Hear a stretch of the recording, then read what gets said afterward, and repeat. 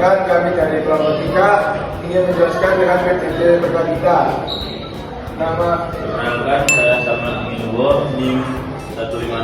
Perkenalkan, nama saya Muhammad Basri, NIM 141. Perkenalkan, nama saya Muhammad Abdullah, NIM 354. Perkenalkan, saya Taufik Deswantara, NIM 102.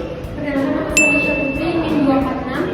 Perkenalkan, nama saya Putri Muhammad Pramudia, NIM 160.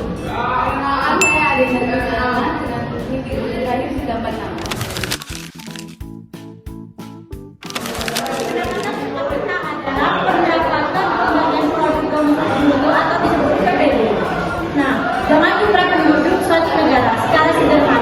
Pendapatan per kapita menggambarkan rata-rata pendapatan setiap penduduk di suatu negara dalam periode tertentu.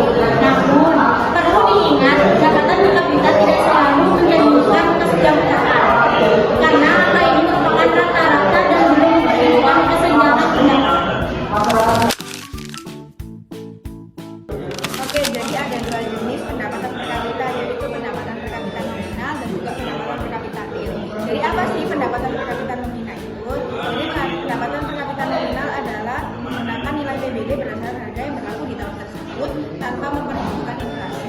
Misalnya, jika harga barang dan jasa naik, maka pendapatan nominal juga akan naik. Padahal daya beli masyarakat belum tentu meningkat. Lalu yang kedua adalah pendapatan per kapita real, yaitu menggunakan nilai PBB yang sudah disesuaikan dengan inflasi. Jadi, pendapatan real menggambarkan daya beli sebenarnya masyarakat. Lalu, mengapa sih pendapatan per kapita real lebih akurat? Karena indikator ini menunjukkan perubahan kesejahteraan masyarakat secara nyata setelah perhitungan kenaikan harga.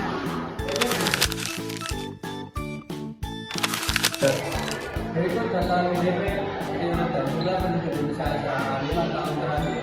Contohnya seperti ini. Dari data ini dapat kita lihat bahwa meskipun sempat menurun pada tahun 2020 akibat pandemi, pendapatan per kapita real Indonesia terus meningkat hingga tahun 2023, menandakan adanya pemulihan ekonomi. Jadi bagian keempat ada analisis krisis. Meskipun pendapatan per kapita sering digunakan sebagai indikator kesejahteraan, indikator ini memiliki keterbatasan. Distribusi pendapatan per kapita tidak menunjukkan pemberatan. Jika keyakinan hanya dinikmati kelompok kecil, maka rata-rata tinggi, tapi sebagian besar masyarakat belum bisa sejahtera. Kualitas hidup non-moneter. Kesejahteraan juga dipengaruhi oleh akses pendidikan, kesehatan, dan lingkungan hidup yang baik, bukan hanya pendapatan. Yang terakhir adalah ekonomi informal. Banyak masyarakat Indonesia bekerja di sektor informal yang sulit terdata, sehingga pendapatan mereka sering tidak tercermin dalam data ini. Jadi kesimpulannya, pendapatan per kapita real itu memang menjadi indikator penting untuk menilai kesejahteraan suatu negara, seperti kesejahteraan ekonomi suatu negara.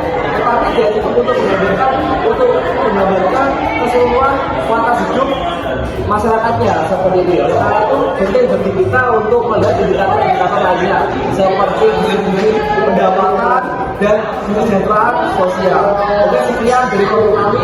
Wassalamualaikum warahmatullahi wabarakatuh.